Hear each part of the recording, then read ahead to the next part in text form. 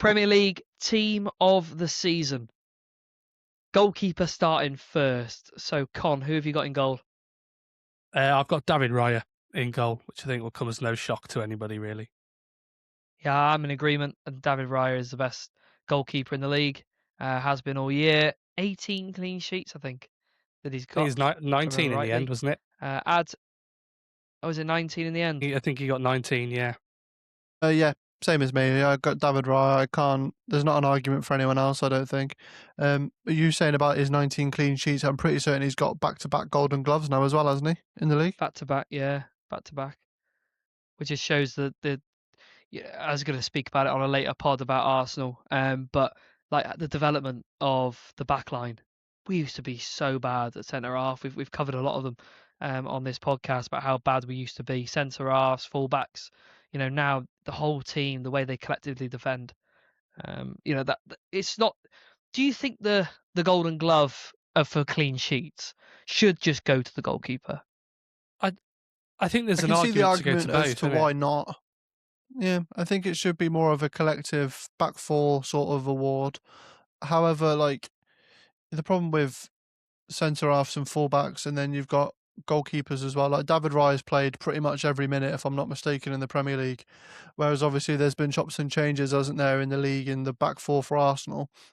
But then again, I guess you could just give it to all the defenders and all of the goalkeepers. But then on the flip side, you go, well, I don't really want to give it to Kepa because he's not played a lot of minutes in the Premier League, and No, I want to give it to the backup. So I would just the back four, the team collective, all contribute towards a clean sheet. Yeah, I guess so. But I also think as well, especially in the case of David Raya, I think he's like won you points this year. And I don't think necessarily. I mean, you could probably point out a couple of games or a couple of Yeah, that's chances like where big saves. Yeah, I get that. yeah, Like big save. like that. I just Of go back to impact. it. I just go back, and obviously I know goals are important in winning a league title, but it's that David Raya save against West Ham away, the Mateus Fernandez save. Like if that goes in and it's 1-1, Arsenal, you might not be sat here, Cash, as a fan of Arsenal with the Premier League title. It might have gone to City. Yeah, yeah. So, it's that moment alone where you go, even if he didn't keep a clean sheet in any of the games, just for that save alone, I think he would have deserved it because, and yeah, I know Absolutely. Trossard scored the winner, but you need your goalkeeper to make big saves in big moments, and he's been full of them all year. So, so right back then, how do you go on for right back? If you were to ask me this in March, it would have been Jurrien Timber, hands down. However, with his injuries, God alive. with his injuries, I have actually gone for Mateus Nunes. What? Oh my! I've gone for Mateus Nunes at City at right back. Like I say, if you were to ask me this in March, it would have been Jurrien Timber. Nunez! Mate, considering he is a midfielder that Pep has turned into a fullback, I think he's been brilliant for City. That's outrageous. I don't care how good he's been. That's outrageous. Con, please save me here. Please. I've gone for Matheus Nunes. And I mean, good lad, Con. Again, I'm in the same boat. Really like Jurrien Timber. If Timber was fit for the full season, Timber probably goes in there. But Matheus Nunes, like Ad's already said, he's a centre midfield player who's been put out to right back. But then you look at the stats and the breakdown of his numbers this season, they are incredible. He's played 98% of all his minutes this season at right back. He has the most ball carries in the league. He's covered the most distance of any player in the league. He's made the most passes in the opposition half than any other player with an 88.4% completion rate. He's been phenomenal. Yeah, I'm still having Timber. It's not... Timber's the best all-round fullback. I don't care how many passes he makes in a game. He's the best all-round fullback. He can't stay fit. Not that he can't stay fit. When was the last time he played? February. That probably wasn't that long ago, but he got injured in March, like you said. So March, halfway through March, he's not missed that many games. He's made 30 appearances this year. 30. It's a 38 game season, Cash. So Oh my God, he's been the best right back in the league, mate. I'm not discounting Timber. Timber's in Arsenal's greatest all-time 11. He is. What, right back? He is. Yeah. He is. Can we move on to centre halves, please? Before No. that's You're outrageous. not having it. I'm not having Lee Dixon over him. I think he's better than Lee Dixon. I'm not having Loren over him. So the next, he's better than Bakary Sagna. Best Arsenal right back of all time. You're not having Hector the goal all protector? time. All time, mate. Yeah. It's like saying you'll have Calafiori at left back. Hey, he's up there. Right. Centre half pairings then, because it has to be a pairing because there's only one answer for this. I can't believe it, gone Mateus Nunes. I can't believe it. Right, centre halves. Add. My centre halves are Saliba and Gabriel. Oh well, I've gone for Ruben Diaz and Mark Gay. You did it. It's not like you even said Kusanov. You said Ruben Diaz. No, I've gone for Saliba and Gabriel. Yeah, Saliba and Gabriel. Levi Colwill. Okay, okay. Okay, I've gone for Saliba and Gabriel as well. That does surprise me. I'd argue this season, like Gabriel's got a lot of the plaudits this year, but like Saliba's class. Like he is consistently class. You know, you remember when Van Dijk, when obviously Liverpool won the league, it was all about, well, will Van Dijk make a mistake? And when he makes a mistake, then it's all like, oh my god, it's everywhere. I feel like Saliba's the same. You know, when Saliba's like 1-on-1 against the best forward in the world, and he gets done, it's like, oh my god, he's washed, he's done. It's like, yeah, because it's very rarely happens. But obviously, Gabriel's been more elite from set pieces. I think if you're having a season like Saliba, I'm not going unnoticed, obviously, because he's played very, very well. But in terms of like being spoken about in the media and stuff like that, like you say, Cash, it's Gabriel basically gets mentioned whenever Arsenal come into a conversation. I think when you're a really, really solid centre half and you're a really top footballer when you don't get mentioned, especially in the case of like a centre half pairing. And I think Saliba deserves it hands down. I'm not saying Gabriel doesn't. He does, especially they complement each other so well, don't they? And that's why I said pairing, because they are the best pairing. Yeah, they are. And I think that, like we mentioned before about the clean sheets and whether that's just a goalkeeper or whether it's the back four, that pairing in front of David Raya, you could put Kepa in goal for a season and he would still pick up a number of clean sheets because of that pairing in front of him and that back line that is now becoming a real unit. And it's so many people have said it before, it's defenses that win you league titles. It's not necessarily those players going forward, it's those players at the back that prevent chances and goals from happening. Left back then. Who'd you go with, Con? Nico O'Reilly. I went for Nico O'Reilly as well. It's a clean sweep. So we've agreed on 4 of the positions. We've agreed on the goalkeeper, the back two pairing, and probably the player that I agree has gone from a midfield position into left back and has progressively got better throughout the entire season. And I think overall, and that's why he's going to start for England at left back, isn't he? He is more effective than Lewis Hall, isn't he? He is. And Lewis Hall had a great season. But there's one player going to get you goals. There's one player going to get you more assists. And you know what? Overall, he's not a bad defender, is he? He's not a bad defender. No, he's not. There were sometimes in the season, especially early on in the year, where I think, oh, they got Nico O'Reilly playing at left back, like who's this lad sort of vibe, basically. And you go, okay, if you're an opposition player playing against him early in the season, you're going to go, okay, well, we're going to focus a lot more down the right this today for the next half an hour or so, because you want to see what he's about, but he's passed every single test that he's been shown. Yeah, pretty much. Yeah. And like you say, he's gone from a number 10 to a number 6, number 8 to playing at left back, and he's going to be starting for England in the World Cup, and deservedly but throughout so. the game, he goes in all those 3 positions you just mentioned. Yeah, he does. Yeah, he goes into 6, goes into 8, goes into 10. Yeah, he's magnificent. I think Carl, obviously you spoke about it before. Like, why is he so good? I think mainly because obviously when Gvardiol struggled with injuries this season, And so he's been given that time there, and I think obviously they're big shoes to fill. Gvardiol's a really, really solid defender and really, really effective. So for him to come in and learn to play that position essentially, and now to do it really well, what for me will be really interesting is next season, depending on who comes in as a City manager, which is likely to be Enzo Maresca, with Gvardiol fit again, who actually is going to get more game time in there? Is Nico O'Reilly going to move back into a midfield role, or has he now solidified his place as the left back who's going to come into those midfield areas? And will Gvardiol move back into being a centre half? It'd be really, really interesting to see, because certainly, like we've said, he will absolutely start at left back for England at the World Cup. And so, how do you then go from starting for your country at the World Cup to going back to your club side and potentially being benched for another player? It'd be interesting to see whether he moves into midfield, because it seems like it's another conversation for another day. But there's rumblings, isn't there, that things are changing massively. Lots of players are looking for a way out. Weirdly, lots of players are coming to the end of their time there. It feels like there's going to be a turnover of players.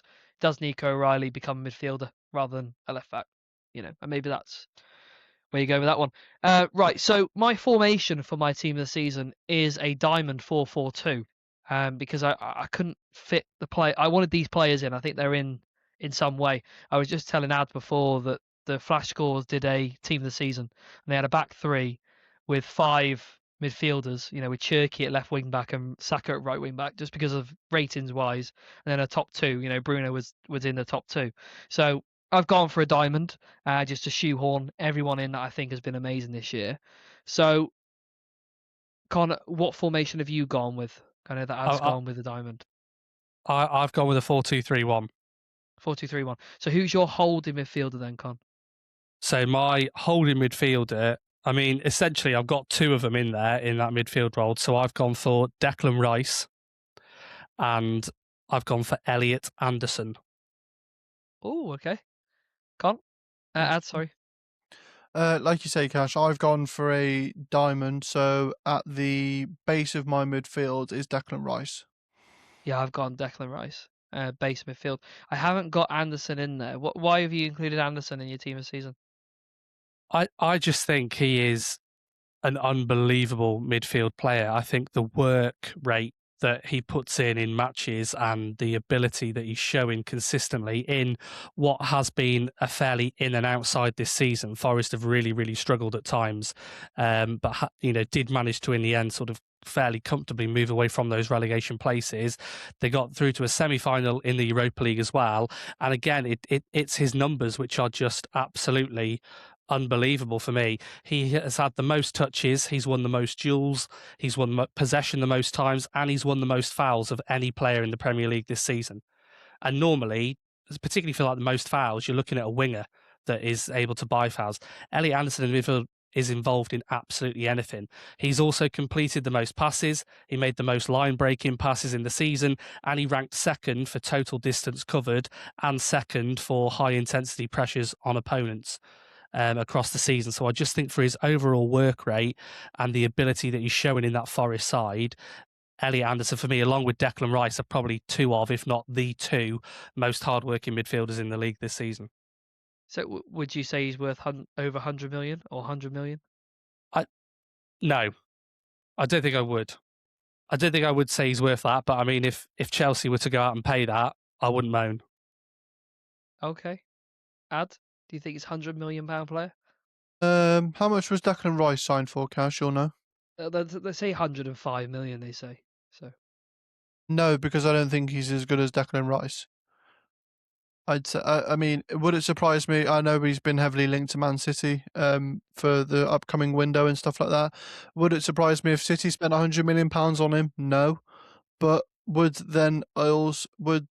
Forest wanted £80 million for him, would I say that that's a fair price? Yeah, probably. I think we've both gone for Declan Rice in the base of the holding midfield. Not that Declan Rice has played holding midfield all season, which is interesting for both our picks. I've gone for Declan because the other 2 players I'll say in a minute who are playing ahead of him, they can't play in the 6. So he is a more defensively minded player. So for me, I think Elliot Anderson as an actual 6 would get in over Declan Rice in the 6 as a holding space. but I think Declan as a midfielder, all around what he's given to the year, maybe doesn't have the stats that an Elliot Anderson does, but I think he's been unbelievable this year. He literally gallops around the pitch. It's unbelievable. He does. No, I'm the same. That's the whole reason why I went with a diamond in midfield. I really like Elliot Anderson, and hats off to Con for putting him in his team. But I just think with the other, especially the two number eights that I've got playing as number eights, I just think that they've had a better season. Who are they? Like, so my two number eights are Bernardo Silva and Bruno Fernandes. Okay, so I've gone slightly different. I've gone Bernardo Silva because he had to be in there somewhere. Um, do you think with Bernardo Silva, has he had that much of a good season, or is it because actually he was going to leave, so people start reminiscing and his I don't know, his persona comes like his history of him playing comes before his actual performances this season? Um, in my opinion, no. And I mean, I've always loved Bernardo Silva, and it hurts me to say that as a Man United fan, but Bernardo Silva's been one of my favourite players in his time in the Premier League, full stop. But I almost think of his season similar to Saliba's season. Not necessarily, it doesn't get the hype. Bernardo Silva hasn't got the hype of a Rodri. Do you know what I mean? You can tell when City are missing Rodri, and you can tell when Arsenal are missing Gabriel. Whereas I'm not saying you don't see when Arsenal are missing Saliba and you don't see when when City are missing Silva, but I just think that they go about their work in a very discreet way, and I don't think unless you really delve into their game as much as we do and as much as some football fans do, you don't really understand like the quality side of Bernardo Silva. And I think it's the same with Saliba. I think, yeah, Gabriel gets all the headlines because of his goals and his contributions in both boxes. Not saying Saliba doesn't, but, Gabriel gets more headlines. And it's the same with Rodri. Everyone talks about Rodri because of how he controls football games and because obviously he's won the Ballon d'Or before and he's a big profile in that Man City midfield. Where I think, it's gotten to a point now where I actually think Bernardo Silva and Saliba, for that matter, are both underrated in their game. And that's why I've had to put Bernardo Silva in, because I just think when you really watch football and you really watch him play, you know why he should be in the team of the season. And Cash, I'd imagine you're the same. No, it's just with Bernardo Silva, I think he's been unbelievable. Especially in that game at the Etihad, highest possible stakes against Arsenal, and he ran the show in that midfield. He Yeah. was, you couldn't press him, you couldn't get the ball off him. His work rate is so underrated. Is it underrated? I'm not sure, but it just for a little guy to play basically hold a midfield, basically what he predominantly plays. But I've seen him over his time at City, and that's why I speak about his time at City, because he's played on the left, he played on the right, he's played in the 10, he's played the 8, he played the 6. He can play anywhere that you want him to.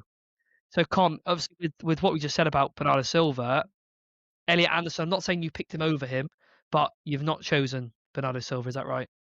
Yeah, Bernardo Silva's not in my team. He was close to being in my team. He was certainly somebody I considered putting into that midfield role. But I just think in terms of Elliot Anderson's impact as a player at Forest, I think this year has been probably bigger than what maybe Bernardo Silva's impact has been at City this season anyway. I think Bernardo Silva's a fantastic footballer. I think everything you've said is absolutely right about him. I think his work rate is incredible. He was absolutely brilliant against Arsenal at the Etihad. And when you made the point earlier about, is this a little bit of maybe that sort of reminiscing because he's leaving, I think that has come into it for some people. And I think some people, I've seen some of the pundits talk about him and I think, well, are you just putting him in there now because of the fact that he's leaving You're and never you're going to thinking see him about again. everything he's done in the Premier League in the time that he's been there?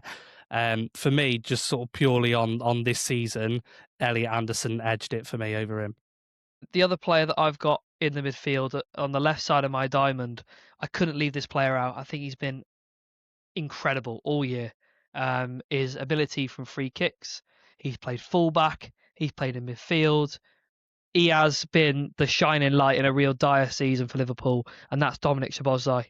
When I watch him, he just dominates the games, and he's everywhere. And I think he's probably well, I don't really like Liverpool players. And same with you, Ad, about City players, but watching him play, he's just fantastic. He's just dominates every single game that he plays, and it was either him or Elliot Anderson on the left side of that, but I thought, Szoboszlai, he's just class, and his free kick against Arsenal was just one of the best goals I've seen live. Just an incredible, incredible footballer. No, I agree completely. Dominic Szoboszlai was very close to getting into my team. It was obviously I've gone for Bruno Fernandes as my other number 8. Could have easily put him in the 10, but I think when we get to my number 10 position, you'll understand why I've dropped Bruno deeper. Dominic Szoboszlai, Sound like Amarim. yeah. Got to find a way from the team. Just drop him deeper. Just drop him deeper. He's got to be in there somewhere. But no, Dominic Szoboszlai could have easily been in my side. But like you say, even when we get onto my number Who's 10, number 10? My number 10 is Ryan Cherky. See, obviously, Con, is he in your 10?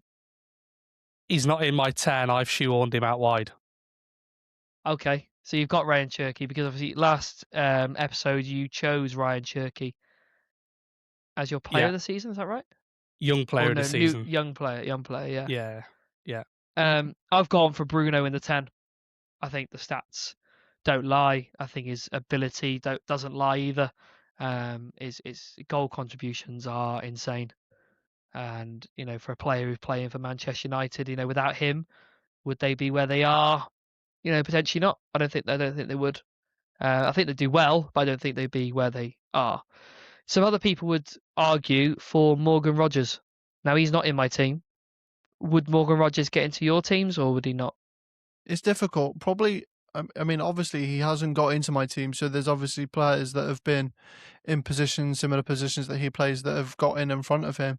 But genuinely, I don't know whether you boys agree on this or not. I think Villa have gone really under the radar this season in terms of finishing fourth. I think if you go player by player, like, there's not been a standout, as there. I don't think. Like, you look across their goalkeeper, he's not, Emi Morgan Rogers Martinez. would probably be the standout. He Yuri would. Tillemans, you're not going to take him over any of them midfielders we've mentioned today. But he's No, been and incredible. John I McGinn, th- I wanted him in the side, but I couldn't get him. I think in terms of Morgan Rogers being off the left, I suppose you could argue it if you were to put him out on the left. But I think if you're playing him as a number 10, I think you've either done what I've done and put Ryan Cherky in the 10, or you've done what you've done, Cash, and obviously had Szoboszlai deeper and then put Bruno in the 10. So I think, unfortunately, a bit like the England squad, obviously, there's a lot of talk around number 10s in the England squad. I think a bit like the England squad, there's just so many different people that you could have gone for. Like, if I was to see someone and they said, "Oh, Morgan Rogers is in their team this season," I wouldn't argue it. I'd want to know where he was He's playing been and who incredible all year. and who have they dropped out for him. But I mean, he should be in within a shout. But I just think Villa this entire season, apart from really Morgan Rogers, they've just gone a bit under the radar. The most of their players, and they still finished fourth in the league. So, What do you think? Yeah, he's another player that I considered. I think he's had a really, really good season again for Villa, and probably has been one of their most consistent players across the season. I think there have been times when some of the players that you'd maybe expect to have more of an impact have struggled. Ollie Watkins has struggled at times this season, but has scored goals for fun in his last few games. Yeah, he's somebody I considered, but the players I've got in the team, I think, have had a better season than him. So who are the wingers for you? Because obviously we haven't gone with wingers. So who are the wingers?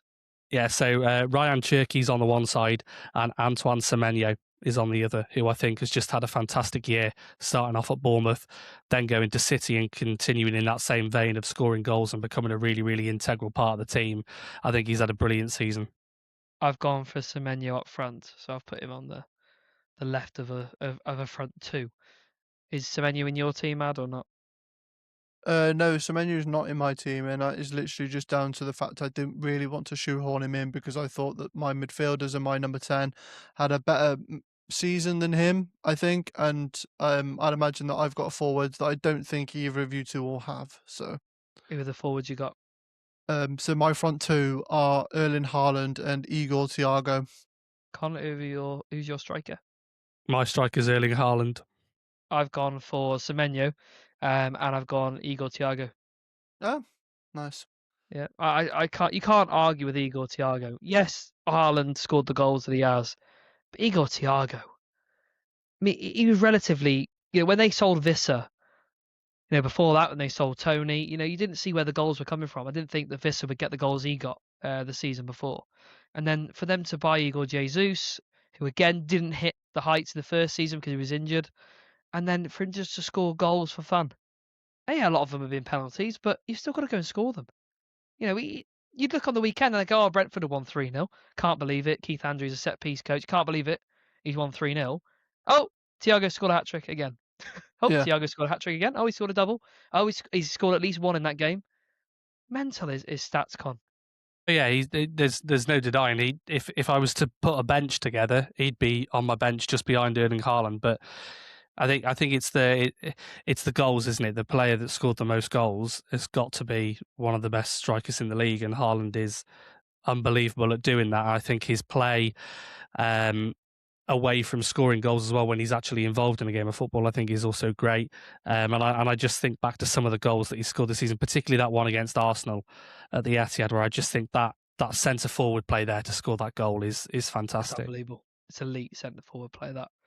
Obviously you gone with both ads, so Haaland and Igor. Yeah, I mean, you boys have covered them both quite nicely and the reasons as to why I've put them in. I think it's getting a bit boring now, Erling, to be fair, being in the team of the seasons every year and being the top goal scorer every year, but you have to respect it. He is just a machine in terms of scoring goals for fun. There's no reason why you wouldn't put it in. And I agree with Con as well. I think his overall play has improved massively. I'm not saying it was bad in the first place, but I think this season he's got involved a lot more.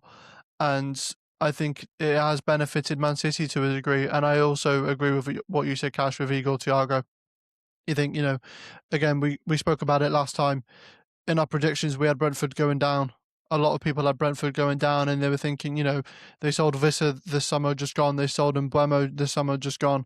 And you go, where are the goals coming from? Igor Thiago was injured last season when they brought him, and he's come in and he's absolutely firing. And he deserves to be in a team of the season mention. That he is basically one of the reasons why I had to have a diamond, because I needed two strikers and he needed to be in my team somewhere. Be interested to see whether he kicks on next season, or he does what Visser has done and not hit a barn door. Tony's gone away and he's scoring goals for fun. And Buemo's gone to United and had a massive, massive impact. Some honourable mentions for my team would be Mbeumo. Cunha would be an honourable mention for getting in the teams. I think Mark Cucurella is a very good shout for left back. I think he's unlucky because he is an authentic left back, but I think he's world class. There's very rarely people that are world class in their positions in the Premier League at the minute, I think. But I think Cucurella is one of those world class players. I agree completely. I mean, some of my honourable mentions are probably some of the players that you've put into your sides. I mean, Antoine Semenyo could have easily got in. Jeremy Doku, I think, especially last half of the season, definitely should deserve a mention. Electric. Unbelievable, especially the final part of the season, probably from January onwards, he's just been unplayable on the left. I'd like to give a shout out to Kusanov as well, centre half at Man City. I can't believe his turnaround. I thought he was pony when he started. And God, when he started against Real Madrid last year, it's like, what is going on here? He's nowhere near the level. No, And he is. He is. He is definitely the level.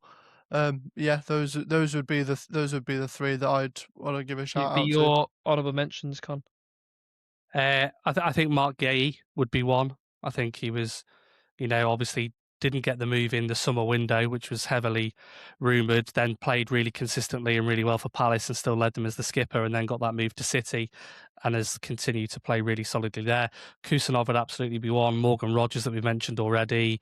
Igor Thiago as well would be another one that would have every sort of chance if Haaland hadn't scored as many as he did. I think also Enzo Fernandez, the goals and assists that he's put together this season, he's had actually a really, really strong year. I've seen a lot putting Caicedo in their teams. A lot putting him in. I feel like Caicedo this year has regressed. I feel like he's had a real drop off. I think he started the season phenomenally. I think he was fantastic to begin with, and I think it was when Rosinia came in, when we had the change of manager. I don't know. He just didn't seem the same player, and he didn't seem to be at the same level that he was at so isn't somebody that I sort of considered for my team of the season this year, just because I just think he took a bit of a step backwards in that stage there.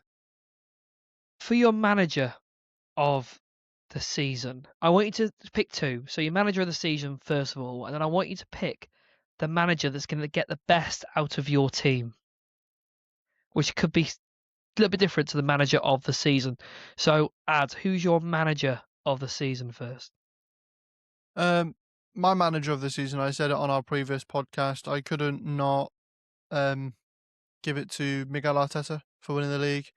I think we spoke about it before it was official that Arsenal had won the league, and I said, look, if he gets them over the line, and you know, after the journey that they've been on and the project that's been built at Arsenal, I just can't see how you wouldn't give it to Miguel Arteta, especially with beating Pep Guardiola to the title as well. I think that's very underrated, and I think a lot of people should really listen to that fact that Miguel Arteta has beaten Pep Guardiola to a title, because there has not been many that have done it before.